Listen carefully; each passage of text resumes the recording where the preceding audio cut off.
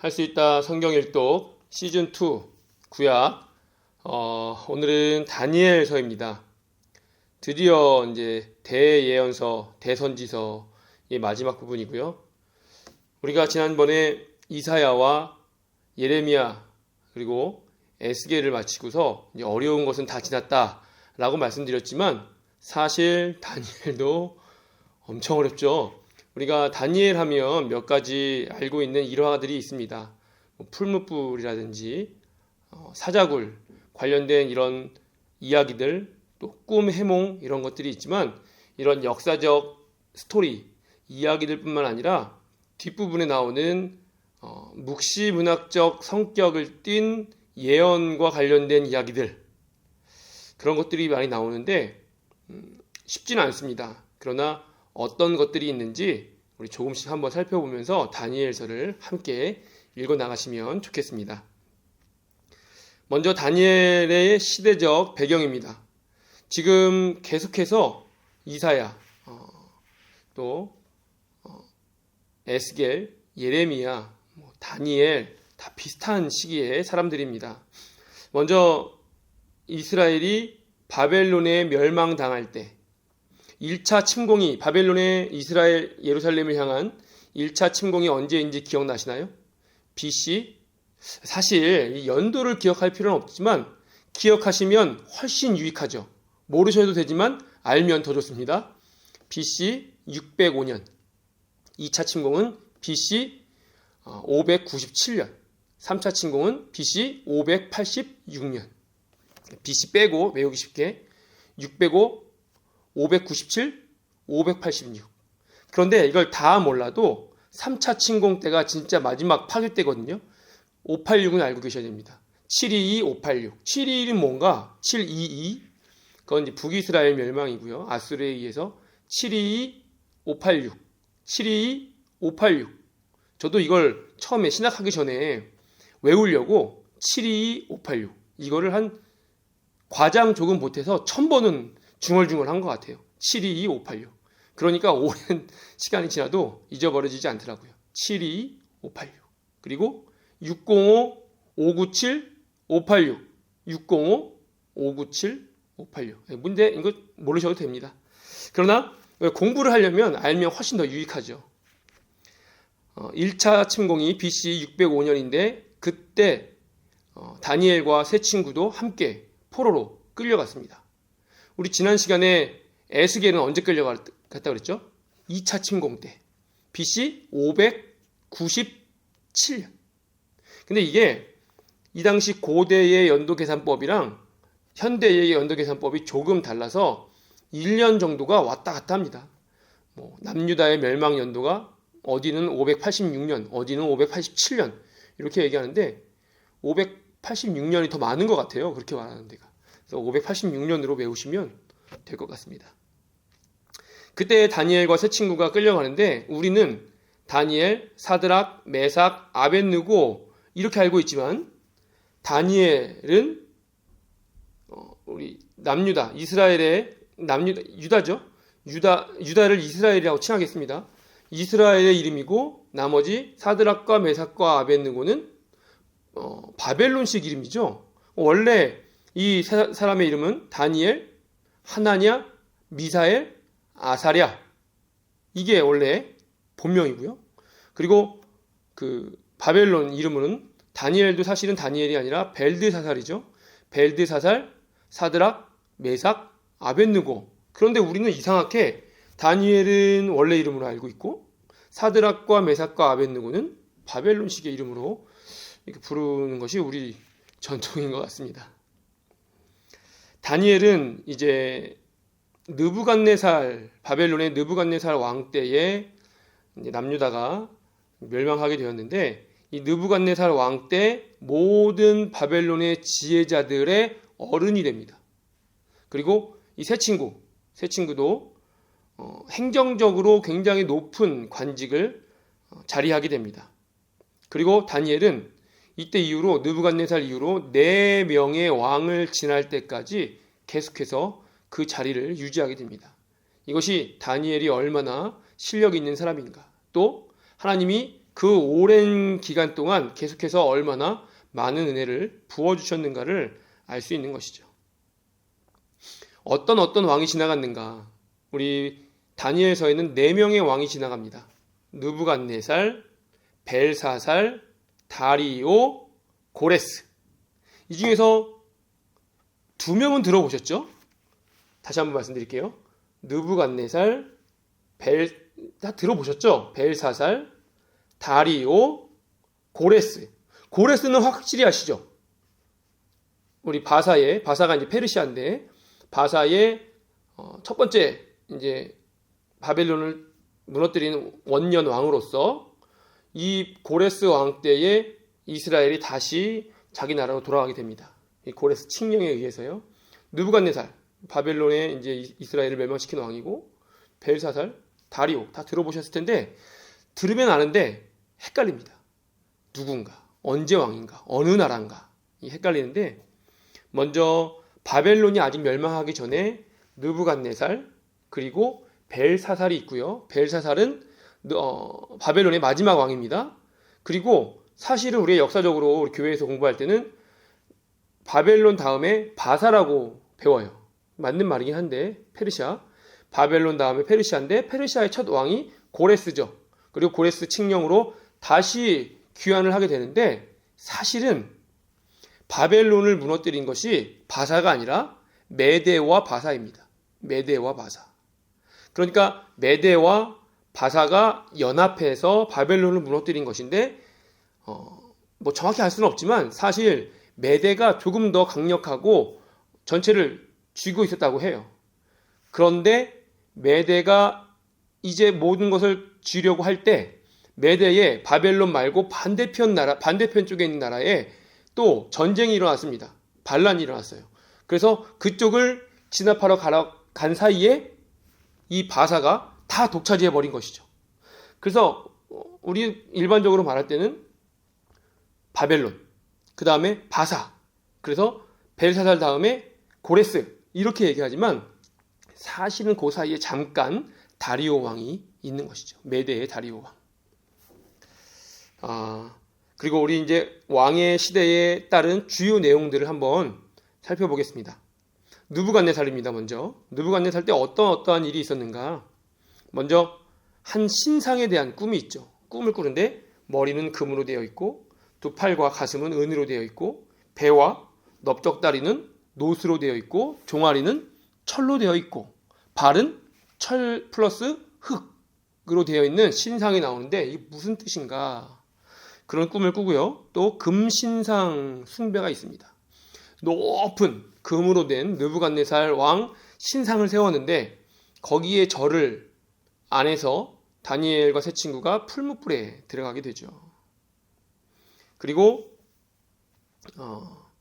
꿈을 또 하나 꾸는데, 한 견고하고 큰 나무 꿈을 꾸는데 거기에 새들과 모든 생물들이 깃들고 있는데 하늘에 큰 순찰자가 나타나서 나무를 흐트러버리고 베버리고 밑둥만 남는 그런 환상이 있습니다. 꿈이 있습니다. 이것이 다 느부갓네살 왕 때의 이야기고요.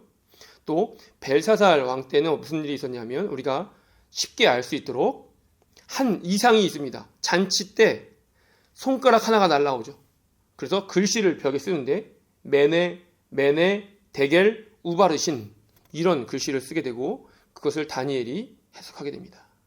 그리고 또 환상이 있는데 4마리 바다 짐승에 대한 환상이 있는데, 첫 번째로 사자와 같은데 독수리 날개를 가지고 있는 짐승, 또 곰과 같은데 이 사이에 갈빗대가 있는 그런 짐승, 또 표범 같은데 새의 날개와 머리가 4달린 짐승, 또 쇠로 된 큰 이를 가지고 있는 짐승, 그런 바다에서 나온 짐승에 대한 환상이 있고요. 또 숫양과 숫염소에 대한 환상, 또 힛데겔 강가의 환상, 이런 것들이 벨사살 왕 때에 있습니다. 그리고 다리오는 어떤 나라죠? 메대죠. 메대의 다리오 왕 때에는 사자굴, 이게 다리오 왕 때입니다. 이거 내용이 왕 이외에 다른 곳에 경배하면 사자굴 속에 던집시다라는 조서를 신하들이 꾸미죠. 다니엘을 모함하기 위해서요. 왜냐하면 다니엘을 모함하고 싶은데 아무리 모함하고 싶어도 흠이 없어요. 그래서 이런 것을 꾸며서 다니엘을 저격한 거죠. 근데 다니엘은 이것을 알고도 하루에 3번씩 시간을 정해서 창을 열고 예루살렘을 향해서 기도를 합니다. 알고 있음에도 불구하고요. 그런 일이 있었고, 또 다리오 왕 때 환상이 하나 있는데 남방 왕과 북방 왕의 전쟁, 싸움이 일어나는 그런 환상이 왕에 따라 일어나는 환상들이 이야기입니다. 다니엘서의 구조를 한번 말씀드릴 텐데, 사실 지금 말씀드린 내용들이 주요 골자이기 때문에 반복되지만, 여기서 말씀드릴 것은 지금 느부갓네살 왕 때 한 신상의 꿈, 또 금신상 숭배, 그리고 나무, 견고하고 큰 나무에 대한 어떤 환상, 꿈, 이런 것들이 지금 다니엘서가 시간 순서로 되어 있지 않아요. 그래서 잘 보시면 먼저 총 12장 중에서요, 1장부터 6장까지는 역사적 사실입니다. 시간 순서로 되어 있겠죠. 그러나 7장부터 12장까지는 묵시문학의 성격을 띤, 묵시문학이에요. 묵시문학 성격의 특성을 가지고 있는 예언, 묵시, 이렇게 볼 수 있습니다. 그러니까 시간이 왔다 갔다 하겠죠. 여기서 느부갓네살, 벨사살, 다리오, 고레스 나왔는데 여기에 또 다리오가 나온다든지 또 벨사살이 나온다든지, 시간적으로 되어 있는 것이 아니라 6장까지 그리고 7장부터는 또 다른 묵시이기 때문에 그런 것을 잘 구분해서 보셔야 됩니다. 그래서 7장부터는 어렵습니다. 먼저 1장부터 6장 다니엘의 역사적 내용에는 어떤 내용들이 있는가? 지금 말씀드린 것처럼 한 신상, 금, 가슴과 팔은 은, 배와 넓적다리는 놋, 종아리는 쇠, 발은 쇠와 흙으로 이루어진 신상, 또 금신상, 우리 풀무불이요. 그리고 큰 나무, 밑둥만 남아있는 큰 나무, 그리고 손가락, 아까 대게, 메네메네 대겔 우바르신, 그리고 다니엘 사자굴, 언제였죠? 다리오 왕 때입니다. 방금 손가락 이상은 언제죠? 벨사살 왕 때입니다. 벨사살이 바벨론의 마지막 왕이니까요. 7장부터 12장에는 다 아까 말씀드린 것들인데 이 순서를 나눠 놓은 것이죠. 4마리 바다짐승, 또 숫양, 숫염소에 대한 환상, 히데길 강가의 환상, 남방왕, 북방왕의 싸움의 전쟁의 환상이 나옵니다. 그 외에도 여러 가지 있는데 주요한 것들만 한번 추려봤습니다. 우리 계속해서 묵시문학 하는데 묵시문학이 무엇인가? 사실 묵시문학이 정확하게 이겁니다 라고 제가 정확한 개념을 설명드릴 수 없겠어요. 저도 완벽하게 이해가 안 되고 말로 설명하기도 어려운데, 이것은 어떤 환상과 이상으로 이루어진 유대 민족들만의 독특한 문학 양식입니다. 예를 들면 우리 사도행전에 나오는 다메섹 도상의 사울, 바울이 되죠. 그때의 어떤 예수님을 만나는 환상, 그것도 묵시문학적 요소가 있는 것이고요. 어떤 그런 이상과 환상을 통한 깨달음과 예언, 그런 어떤 문학 형식을 묵시문학이라고 합니다.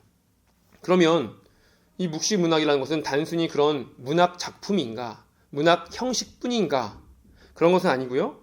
이런 문학 형식을 통해서 미래에 대한 이야기를 하는데, 특히 천사나 특별한 존재에 의해서 그 뜻이 무엇인가가 해석이 되는 것입니다. 하나님의 어떤 의지가 들어있는 것이죠. 그것을 성경에 나와 있는 것을 묵시문학이라고 하는데, 묵시문학인 것에서 끝나는 것이 아니라 묵시문학의 성격을 가진 하나님의 예언인 것이죠. 조금 이해가 되시죠?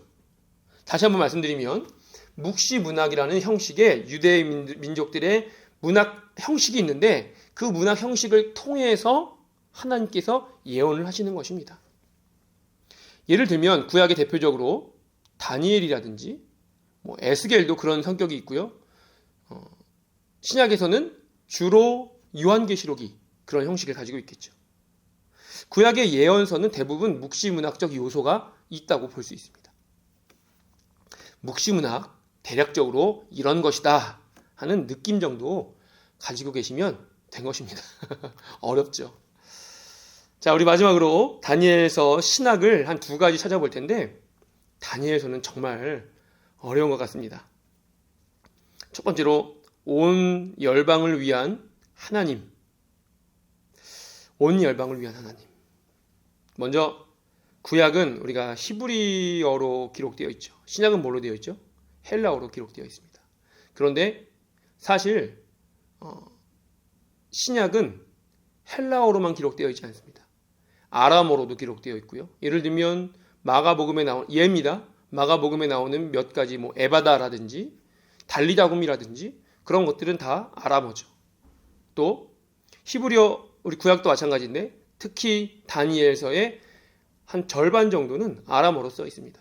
2장부터 7장, 정확히 2장 4절 하반절부터 7장 마지막 절까지는 아람어로 기록되어 있다고 하고요. 나머지 1장부터 2장 4절 상반절부터 8장부터 12장 여기는 히브리어로 써 있다고 합니다. 우리 히브리어라는 것은 유대 민족만의 고유의 언어이고 아람어라는 것은 고대 근동의 특히 이제 바벨론을 위시한 그 동쪽의 여러 민족들이 사용하던 언어인데, 그러니까 이 다니엘서의 특징으로 볼 때 이 다니엘서가 특정적이면서도 보편적인 중요성을 가지고 있다라고 볼 수 있다는 것이죠. 그러므로 이 하나님의 백성들은 이 세상 어떤 어려운 상황 속에서도 하나님의 목적이 반드시 성취된다는 그런 어떤 승리에 대한 확신을 가지고 있어야 되고요. 하나님의 목적의 성취와 승리에 내가 참여한다라는 것을 반드시 알고 있어야 합니다. 두 번째로 천사와 악마입니다. 다니엘서의 환상에 등장하는 영적 존재들. 첫 번째로 페르시아의 왕국의 천사장, 또 그리스의 헬라의 수호신, 또 천사 가브리엘, 또 천사 미가엘, 이런 존재들이 나오는데 천사와 악마에 대한 개념이 사실 구약에서는 낯선 개념입니다. 그래서 구약 초반에는 안 나오는 건 아니지만 예를 들면 나오긴 나오죠. 야복강에서 야곱이 씨름을 한다든지 여리고성을 앞두고 여호수아가 하나님의 천사를 만난다든지 그런 존재들이 가끔 나오지만 거의 나오지 않다가 우리 비로소 에스겔이나 스가랴에 이르러서 본격적으로 등장하기 시작합니다. 묵시문학에서는 아예 실명으로 나오죠. 그래서 우리 오늘도 다니엘서에 가브리엘이다, 미가엘이다 이렇게 아예 실명을 대놓고 이야기합니다. 우리 다니엘 10장 13절에서 보면 바사 왕국의 군주가 21일 동안 나를 막았다. 나가 누굴까요? 하나님의 어떤 명령을 전달하러 가는 가브리엘이고요. 그래서 지금 바사 왕국의 군주가 이 바사 왕국의 천사장을 이야기하는 겁니다. 그러니까 이 악마의 통솔을 받아 하늘의 천군 군대들과 전쟁을 벌이는 바사 왕국의 군주, 이 천사장. 그러니까 악마의 존재죠. 사탄이라고 할 수 있죠. 사탄의 통솔을 받는 존재지만 가브리엘이 가고 있는데 가브리엘을 막았어요. 그래서 대신 미가엘이 와서 전쟁을 대신해주고 가브리엘은 먼저 가는 그런 어떤 영적인 형국을 이야기하고 있는 것입니다.